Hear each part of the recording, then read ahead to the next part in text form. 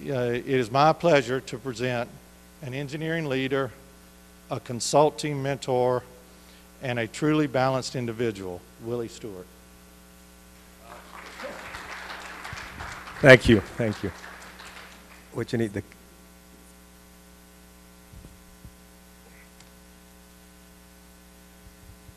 where's Mike? Is Mike here? Mike, man, that was great. That was great. You get after you hear someone like Mike, you're getting ready to hear an engineer talk. In fact, Mike, I'm going to need to get your information. I want you up at one of my CEO summits where I'm bringing a bunch of people to get together and learn about what it is to run a business, incorporating the whole idea of a balanced life. And I tell you what, we're going to cover 3 subjects today. Basically, we're going to talk about how to incorporate the whole concept of a balanced life into running a really, really good company. And what does that mean? Then I'm going to give you the process that I use, and I teach 4 conferences a year.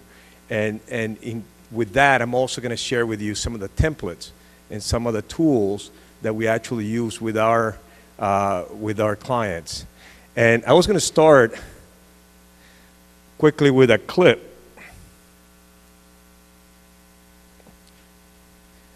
Some of you, if you're old enough, anyway, that's Michael Douglas playing the role of Gordon Gekko in the movie Wall Street.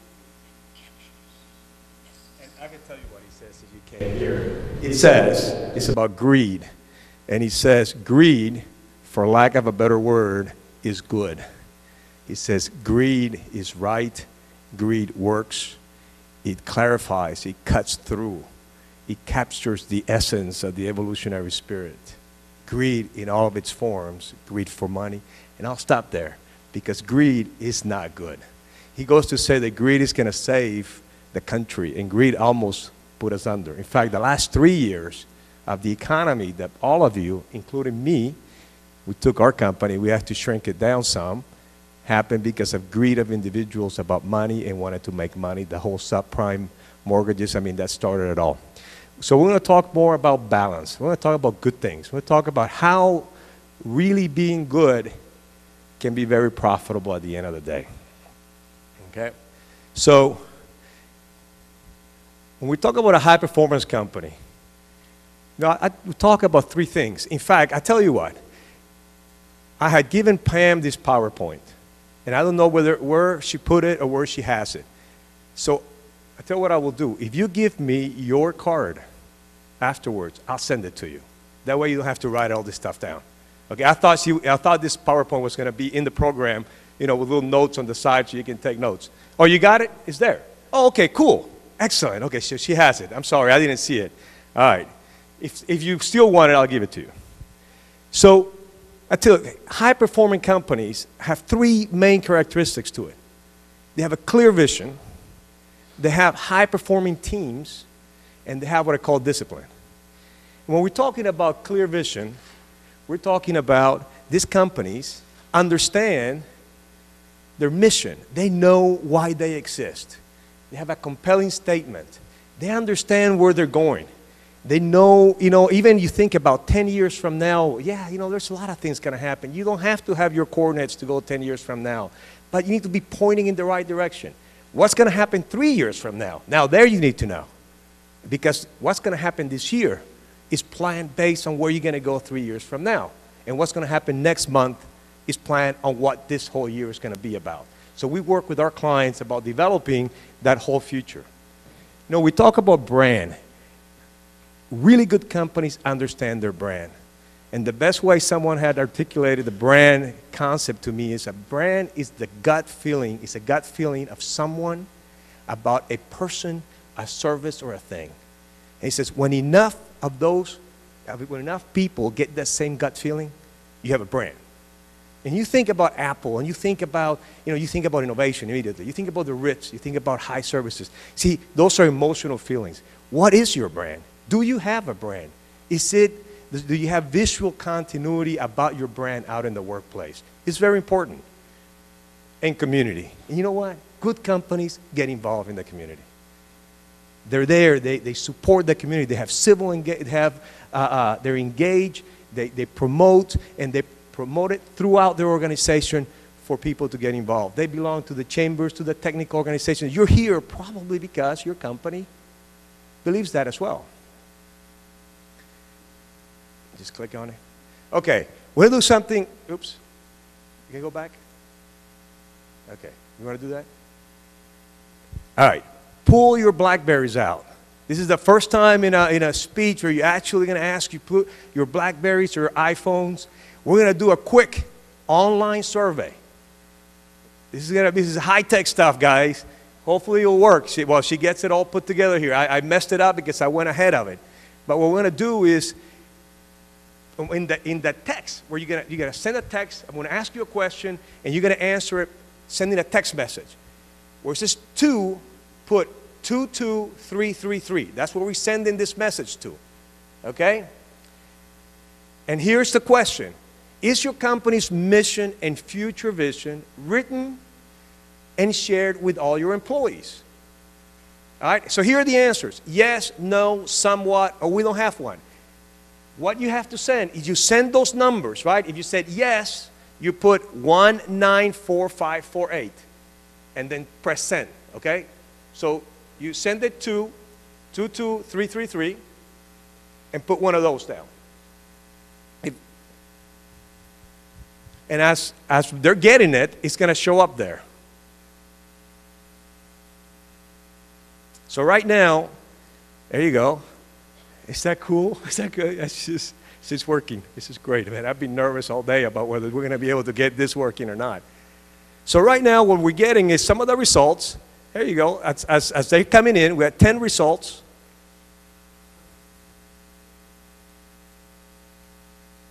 Ding, ding, ding, ding, ding, ding, ding, ding, ding, ding, ding, ding, ding. Very cool. So it's just to show that this is not unlike what I typically see. You know, companies, they kind of know who they are. I mean, they've been in business for years, but they've never really taken the time to develop a true mission. Our mission in life is to what? Right? Is to do what? Why do we exist? Okay. Somewhat, no, yes, great. And frankly, and we will have this at the end of the day. We haven't posted. Okay, high-performing teams, and we're going to talk a little bit more about high-performing teams in a minute. So I'm just going to tell you just what I said, the essentials of a high-performing team. And the essentials are people that are passionate. There's a lot of clarity. There's a lot of cohesiveness and balanced life. I'm going to just skip through this because I'm going to come back to, because I think this is one of the really one of the most important things that a company needs to have. Let's talk about discipline. I mean, companies that are disciplined, man, they plan, they demand, then they execute, and then they share. When we're talking about planning, I mean, they have clear understanding of their clients' expectations. Have you had a problem when you did something and the client just, whoa, what happened here?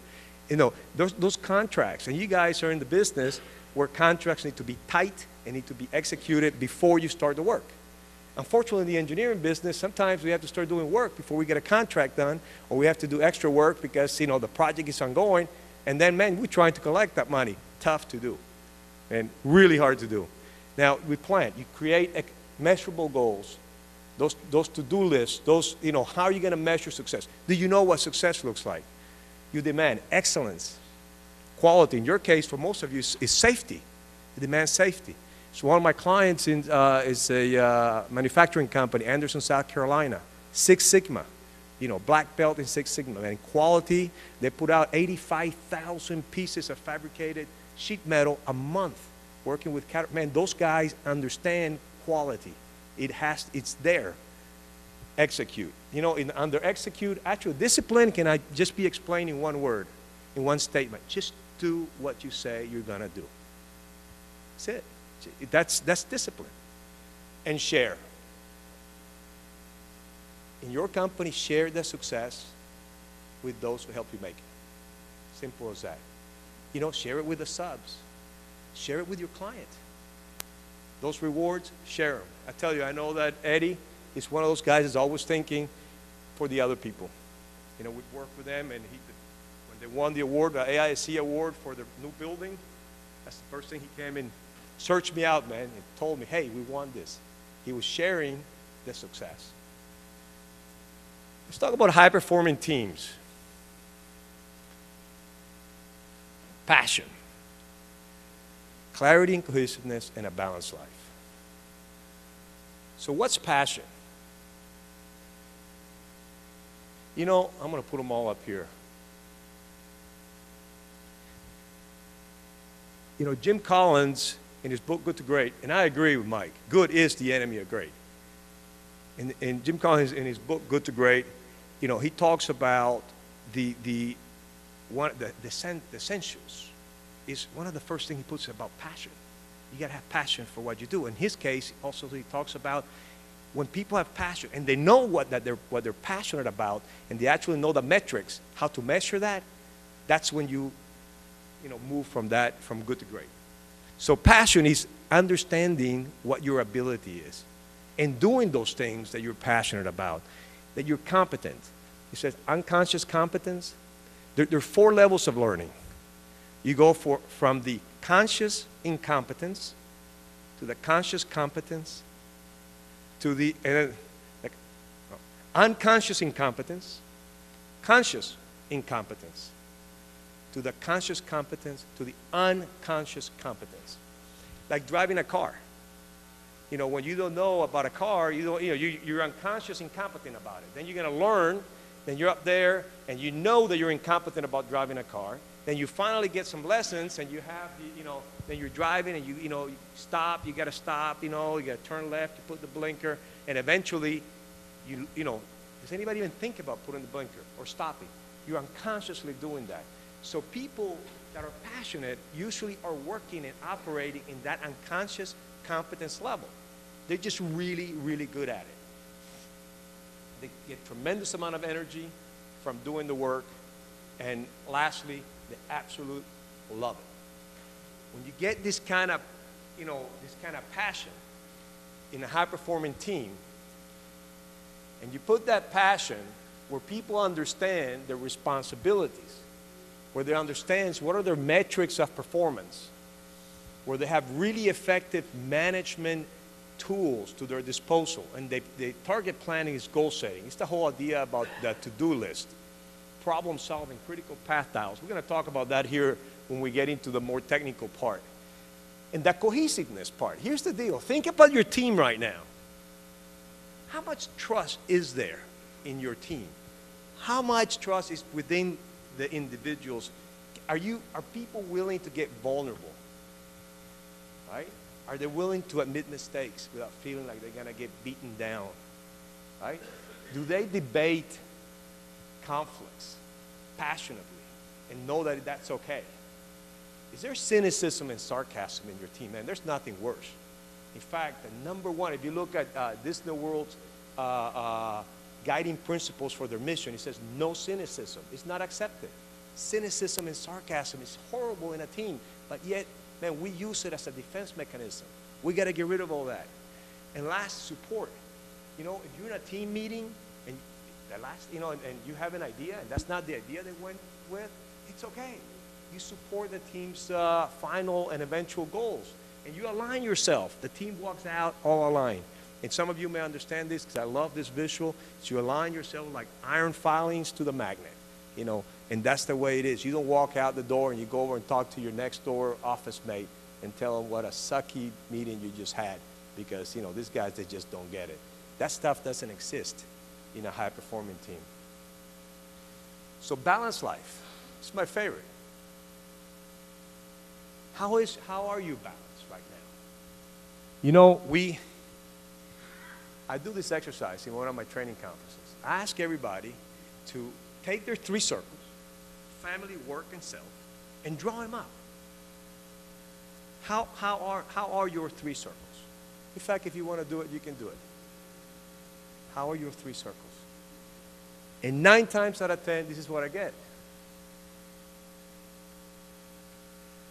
Does that look right? And Mike talks about balance being a myth. And then he said, it's not really a myth. It's just you can't be in balance all the time. But if you understand the concept of balance and you're always working towards getting yourself and your life in balance, then it makes sense. You're right. You know, when we were training for an Ironman, I mean, you know, that's a 25-hour-a-week training, you know, and it's plus the preparation for all that. So my 3 circles gets out of balance, but it's a temporary thing. You know, when we have a deadline. Sometimes you got to go work, you know, for a full week, really hard, you know, preparing for a conference. But you know what? I understand that, and you bring it back. Okay, so we're talking about family. You know, and this is kind of the warm and fuzzy sometimes. You know, relational. How's your relationship with your spouse? You know, what's your relationship with your kids, with your extended family? Are you engaged with them? Quality time. Are you spending time with your family? But quality time, not your leftover time. Right? You worked 80 hours that week, 60, 70 hours. You went to play golf on Saturday. You know, smoke some cigars, had a couple of beers afterwards, you know, and you get home, there's the kids, man, you're exhausted, you're tired. That's the leftover time. I mean, quality time. Are you taking vacations? That's a good concept, vacations. What is that? In fact, we're going to do another quick online survey here about that. Are you involved with your kids and your family in support and decision making? You encourage and you engage. All right, let's go to another, click on it just one time.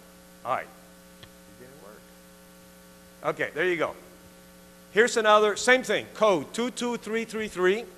And those are the, once again, the numbers. How many weeks of vacation? Before you type it in, I'm talking vacation without checking your BlackBerry all day, without having to check with your office, without bringing files to work, to your vacation. It's just, I'm talking disengaging from work and actually recharging, just being away.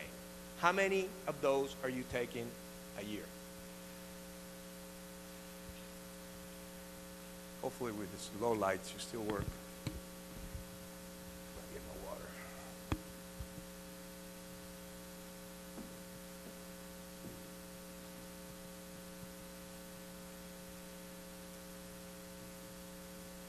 I think we were going to put one there that said, "Are you kidding?"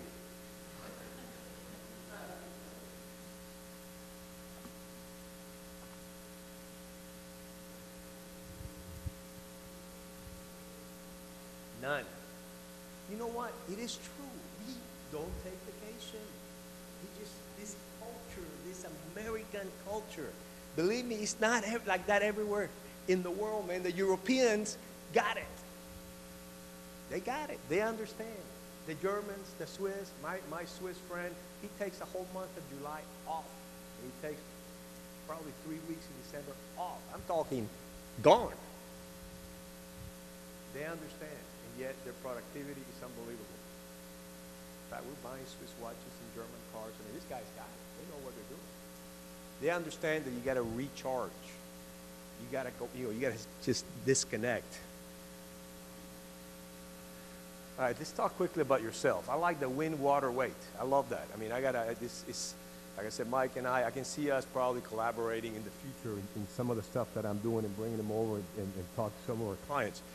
You know, your mind, you know, are you a lifetime learner? You know, do you read? Do you like to read? Do you have intellectual curiosity?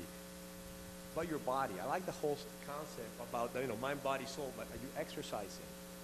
In fact, my wife's sitting in the back. We just bought a domain called Balanced Life Leadership Institute. And this is, we're gonna focus that whole company on this right here. You know, with health programs, and bring them into the companies, and create some very unique programs to get people engaged in training and eating well, organics. And I tell you what, if you watch the movie Food Inc., your eating habits will change forever. We only watched half of it. We were so taken by the reality of what's going on out there. Okay. You have a spiritual life. It's part of the balance. I'm told, you know, and Louis or yeah, oh God, thank you. There you go. There we like, right? You gotta love that. You spend time meditating. You take 30 minutes in the morning before you start your day. You have a connection with your higher power, your God, whatever it is. It is part of the human nature. It's part of being connected, you know, basically feeding the soul. And lastly, community. And you involve in your community. I'm a huge believer in that. I mean, are you participating? Are you in the scouts? Are you in the chamber? Are you at church? We have to be active. I tell you what, you work 67 hours a week, there's no time. That's the last thing you want to do. There's no time. So in order to get some of this stuff done, okay, I'm going to try it. Can you click this? That's it? Okay. Here you go, before we get started. Last one. How many times per week do you exercise? Same thing, 2, 2, 3, 3, 3, and there's the answer. There's the answers.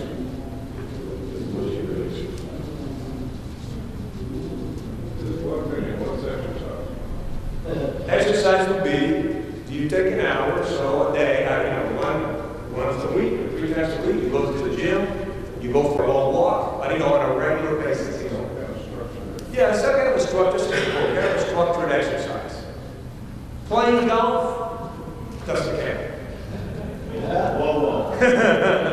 Unless you're carrying your bag and you're actually walking the 18 holes, yes. And drinking water instead of beer. Listen, I play golf all my life. I know all about golf.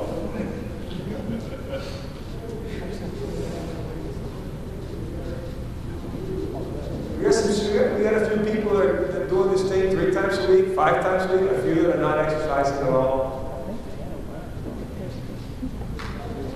And it is good. A quick story about this. I have a really good friend of mine, Victor Mines. He's an architect. In fact, he's won a huge project at NCIAT. He used to work for the Freeland Group, which is one of the architects that designed the Terminal 2 project. And he went on his own, he's working at 78, 80 hours a week. Maybe he was also.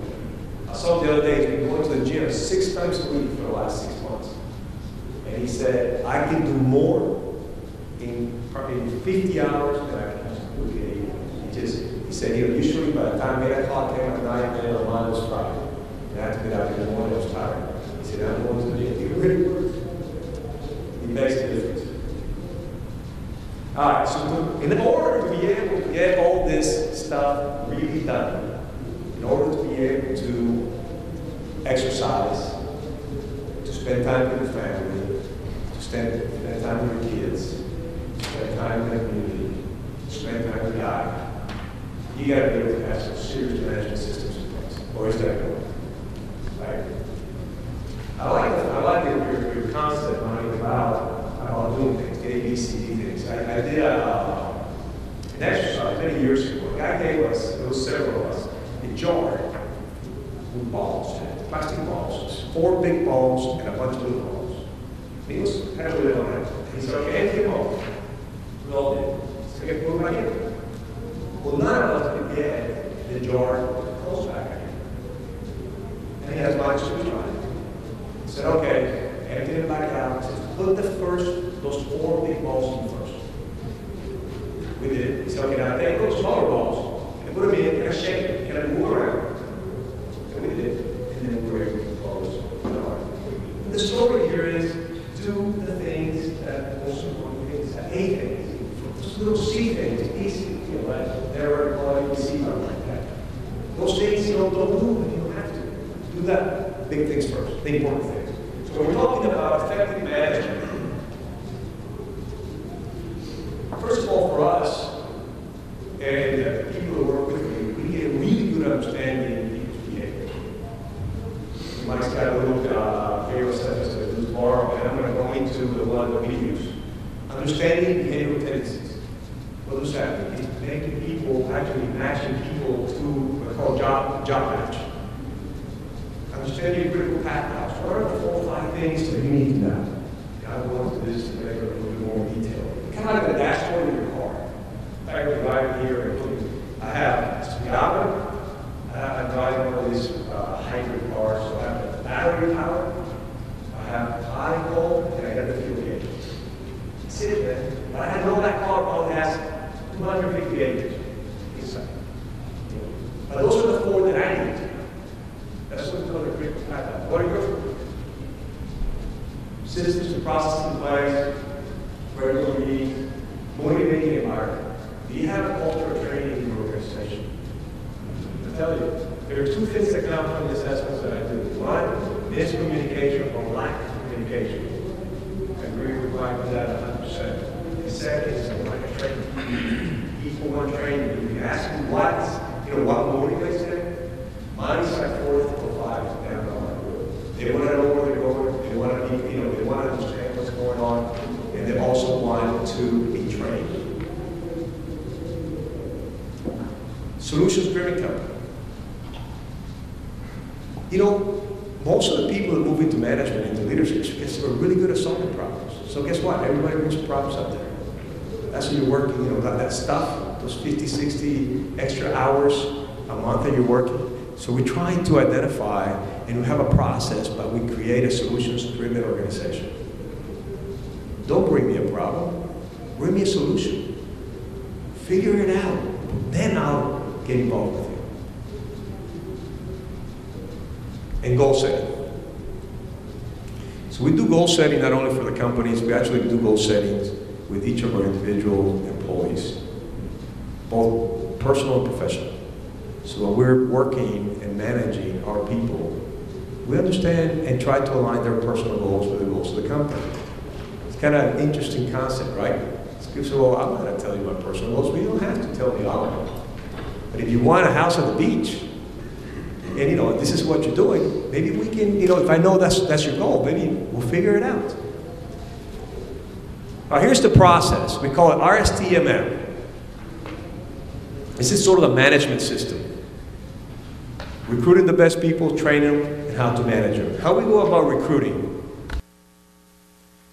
Everybody that has a recruiting need has to be done. The person who this candidate is going to report to has to recruit that person. There's no HR manager doing any recruiting for the managers of companies that I'm working with, because the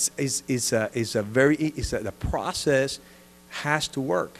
You have to determine what are your needs. Then what we do is we determine what the behavioral requirements of the job are. Let me give you a quick example when I talk about behavior.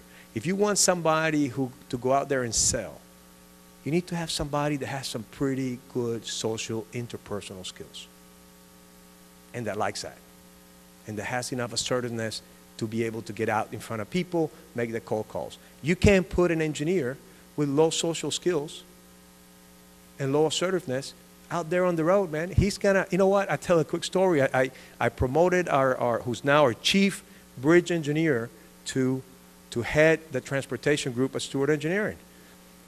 This is many years ago. And I said, okay, now you got to go market. I said, oh, I'm not going to market. But I tell you what, I am really good at sending emails. So his thought about marketing was marketing via emails. He didn't have the right behavior. All right? And we use her personal network. In other words, we try and get referrals. Instead of you, Monster.com, Craigslist, man, you get hundreds, thousands of people. So the process it takes about 5 hours to go through this. You could do a screening interview, then you administer this behavioral assessment, then you decide whether this person has the right behavior to move forward. You do you validate the assessment, you check references, huge, very important. You do a comprehensive interview, you do a final evaluation, and you do a closing interview. I taught this Recruit and Select conference last week. In fact, some of the guys from Buckner were there, and they can attest to this. I had them do this exercise. The cost of errors. Go back and look at somebody you've hired that didn't work, that you had to let go, and fill out the blanks. What did it cost you? I had 20 people there, right? 19 people, and I asked everybody what the tangible and intangible costs were. And by the time I added them up and divided them, it was $450,000. That was the average. And that is pretty common every time I do the exercise. And that's for one bad hire, right? See where we're coming from here? Hiring the right people is critical to the success of an organization. So, you know, when you're going through a hiring process, we talk about behavior, but there's all this other stuff that you have to take into account. Let's see, I got to be done at what time?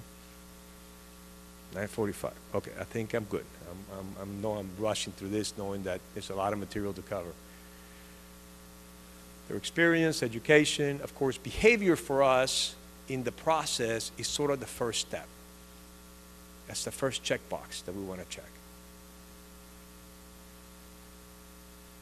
All right. So let's talk a little bit about the AVA. Now, there are many tools out there. This is the one we use. So you know, this is certainly not promoting it. There's DISC, Myers-Briggs, there's the Platinum Rule, there's Performance Predictive Index, there's Caliper, and maybe your company uses one of those. The AVA was created back in the 1950s, and it's most of these behavioral tools are based on 4 dimensions, and some of them call them a little different, but it's assertiveness, sociability, calmness, and conformity. I think the DISC calls them dominant, influential, steadiness, and something else, but they're basically the same 4 dimensions. So in the AVA, just going back to it real quick, as you can see, there are 9, it's a scale of 1 to 9, and it's important to understand a little bit about this, but the sum of the 4 vectors, when you get the results, has to equal 20. So here's what happens when you're looking for somebody trying to recruit somebody needs a lot of assertiveness. So on the low side, on the assertiveness scale, somebody may be process-oriented, cautious, and conservative. You may be looking for somebody who takes charge, who's decisive, right? You know, somebody who's outcome and results-oriented, not so much into the deep and thorough understanding. So this is sort of the characteristics of vector 1. That's vector 2. On the higher side, you have, you know, the extroverted, the people acceptance. On the lower side, you have the introverted, the privacy. Now, we say people that are low on the social scale, often doesn't mean they're not socials. But we realize often they're very social, they're very intimate with a small group of people, have deeper relationships with them. People in the higher social scale, you know them. You know, they're the guys that go at Starbucks and they know everybody's name, they know who they are, you know. They're the ones, you can see them in the room, they're talking to everybody. Responsiveness, this is your patience or impatient. You know, I'm a 1 to the left, so that's I call that a flaw, but it's a good thing. It's impatient because sometimes I do call a ready, shoot, aim thing. You know, I sometimes make decisions before I do the whole thorough review and due diligence on it.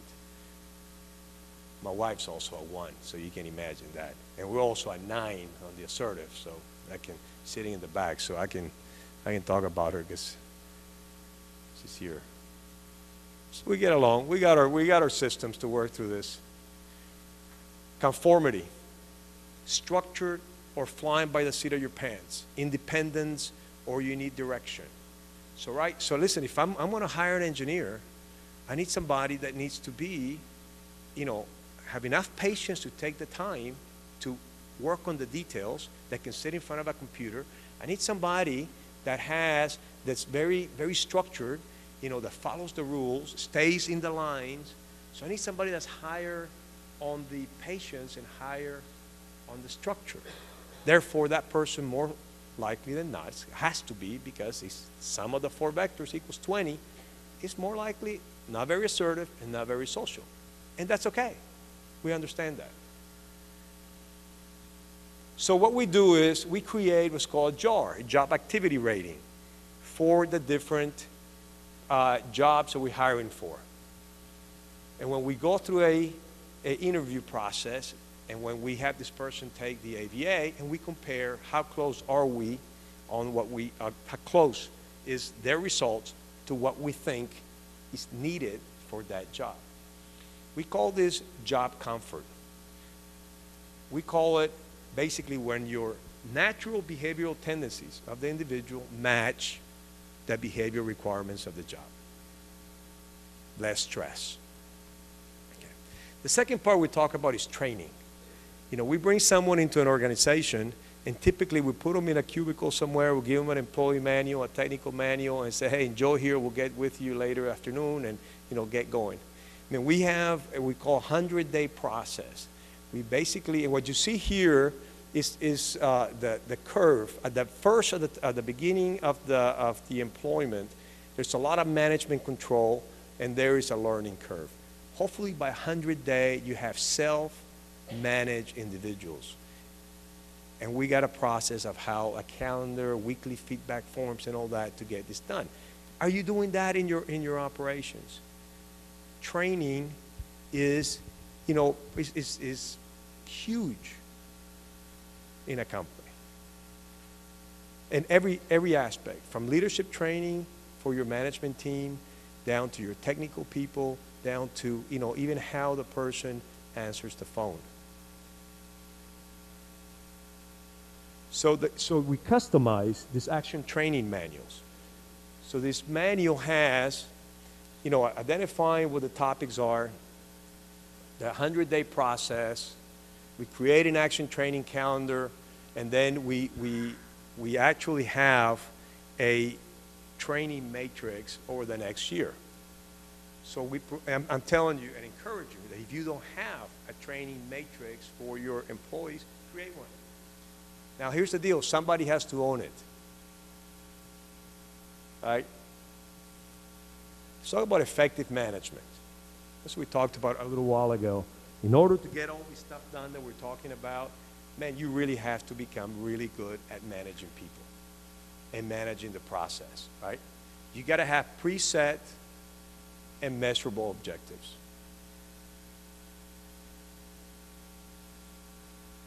This is, I think when you put up there, Mike, the dream part, this is what we're talking about.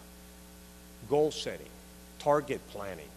You dream it, you plan it, and you put it in as a goal. And we do that not just for the company, but also for the individuals, all the individuals within a company. And the way you do that, you see, you plan it from the way outside coming in. Okay, here's where we want to be someday. This is going to be 5 years from now, 3 years, 1 year, next month. And then you implement the process from the inside out. You want to click on that? So what we have, basically everyone in the company has this little form. Business and personal, 1 month, 1 year, 3 year, someday goals. So where we have my monthly meetings with my direct reports, and they have their monthly meeting with a direct report, this is part of what we're looking at. How are we tracking our goals?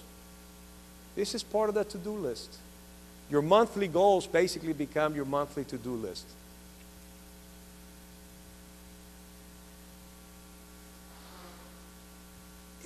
Here's where really, this is where I preach this. We have to create solutions-driven organizations, not problem-driven organizations. We got to come up with solutions. So all the way down, and I actually am doing training workshops, all the way, you know, with the supervisors and the machine operators and inspectors, and, you know, just depending on the company I'm working with, on developing this sort of mental awareness that it is. You want to click on that? So what we have is or I can do it. We have some templates. Remember, this stuff, you got to make it easy, right? We take this stuff and we create pads, and the company create pads, and everybody has these pads in their offices. You know, problems, you have to identify first what the problem is. And sometimes we're trying to solve a symptom, not necessarily the root of the problem. So you have to, you know, you have to think, what is the real problem? Sales are down. That's not a problem. That's a symptom. What is the problem? We're not making enough calls. We're not seeing enough people. right? We're not making enough presentation. That's the problem. We're not getting in front of enough people so that we can, close on deals. Sales are down. It's a result or a symptom of a problem. Then we develop, what are the causes? What's happened? Well, you know what? The guy that's supposed to be responsible for this doesn't have the right behavior to do this stuff. That's it, okay? That's an obstacle. And then develop some creative alternatives. Now, once we develop the alternatives, we develop an action plan. Okay, you want to click on it? I can get to it. And what's your action? What's your objective? What is it that you got to solve? What are your steps that you need to take to do this? What's the time frame? And how do you know if you've achieved success? Because that's the other thing. What's the success indicator? And you do that with everything. So if you have a company and you have people bringing problems to you instead of bringing you this sort of solution stuff. We got a problem, the person sits down, okay, what's the problem? 9 times out of 10, they're going to bring you solutions that are probably better than what you would have come up with. Because they're closer to the issue. They understand the intricacies of the issues that you wouldn't know. Teach solutions driven to your employees. Here's we go back to the dashboard. We call our critical path dials.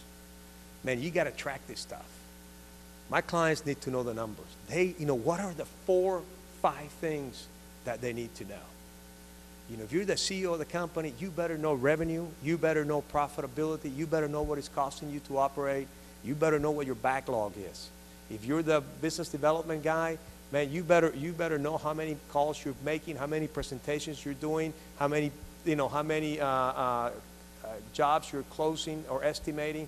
You got to know the numbers. And what we do is we track them in a graphical sort of way. We track them. We say, what's the minimum acceptable? What's the expected average? And what's the maximum probable? I call that the fairway for those of you who play golf, or keeping it in the road. All right, so if we keep, I'm going to give you an example. I'll come back to this here. Well, that company's doing well. Anyway, but we track it both ways. We track it through your monthly outcome as well as what we call our 12-month trailing. A trend. As often on a monthly, it's difficult to really make decisions, long-term decisions, with just looking at a snapshot in time. You got to see what the trend is. And our trend, and in last year and the year before, it looked like a slide. That curve went down. It's beginning to trend back up. And I'm telling you, some of the stuff that I'm talking about, because I hope that for you, as it is in the engineering business, things are beginning to look better. There is a positive feeling that I'm beginning to sense. We're getting more work in. And if you're in the construction industry, and if you're a steel fabricator, and if you're a steel erector, we have to do it first back here. We got to design it first. But we're designing a bunch of stuff. We're beginning to hire again. So we're seeing movement taking place. You come next. So it's happening. Okay, so back to, so what are some of these, what I call the MIS, Management Information Systems? What are these critical path dials? What are they? It could be, number of recruiting calls, marketing calls, your percentage, your utilization rate, which is your billable time over your total time. Some people do it different ways, but basically, what's the percentage of that? Collect, receive. So you can track so many different things. Now, you're not going to track it, all of them. You track the 4 or 5 that you own, that you need to know.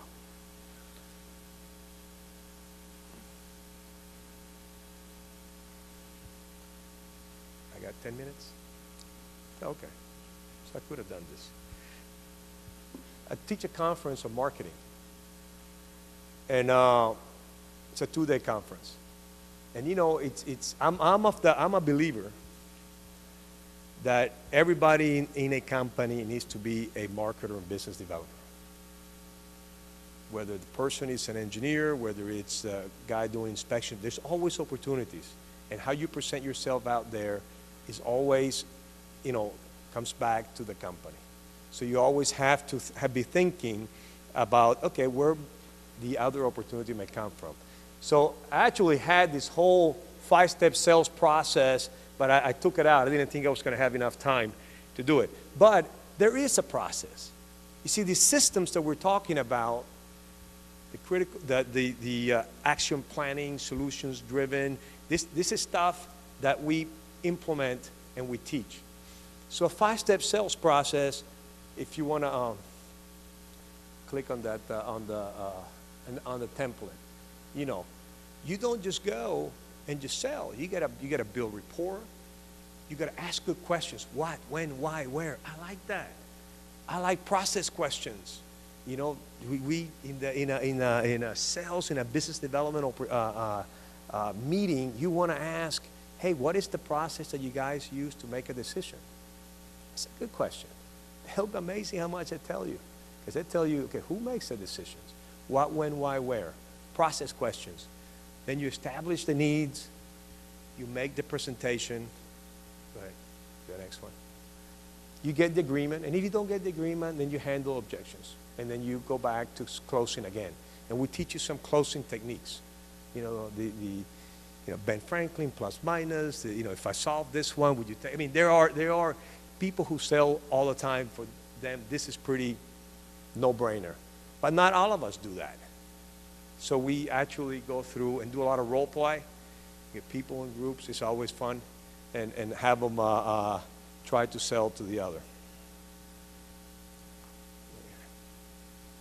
All right, and I'm going to finish even ahead of time.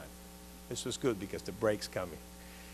So what we're creating here is what I call a balanced life leadership continuum. So where you are integrating, I tell you what, I'll redo Michael Douglas's speech from a different perspective and with an accent, if you didn't realize that I am from Colombia. So it goes something like this. I know you didn't hear it, but his was about greed. So it says, ladies and gentlemen, balance, for a lack of a better word, is good. Balance works. Balance is right. It clarifies, it cuts through, it captures the essence of the evolutionary spirit. Balance in every form, balance for life, balance at home, balance at work, balance with yourself will mark the upward surge of mankind. Balance, when integrated with a disciplined high-performance company composed of high-performing teams of people that trust each other, that use effective management tools to operate, that reduces stress, increases productivity, you mark my words, it'll improve your bottom line. Thank you.